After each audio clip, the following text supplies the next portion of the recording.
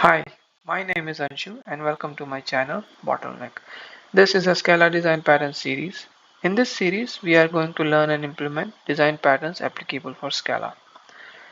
This is a creational design pattern video and the first one is the abstract factory design. What is a creational design pattern? A creational design pattern is a category of design patterns in software engineering that deals with the object creation mechanism. The primary focus of these patterns is to provide an abstract way to create objects in a system, making the system independent of how objects are created, composed, and represented.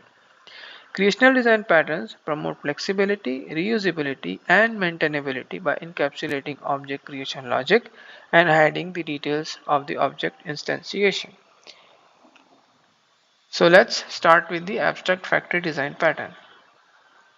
So what is an abstract factory design pattern? An abstract factory design pattern provides an interface for creating families of related dependent objects without specifying their concrete class. In the next slide, we are going to see the structure of abstract factory design pattern, which will make it more clear on what exactly abstract factory design pattern is.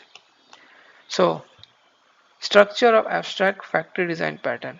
When I say structure, it means that few things on high level that constitutes an entire abstract factory design pattern.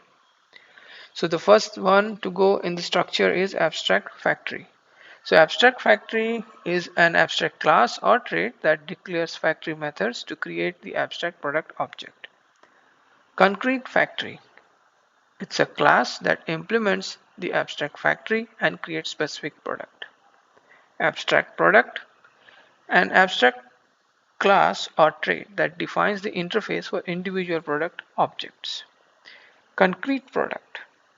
Classes that implements the abstract product interface to create the specific product object. And finally, the client uses the abstract factory, abstract product interface to create and work with the products without knowing their concrete implementation.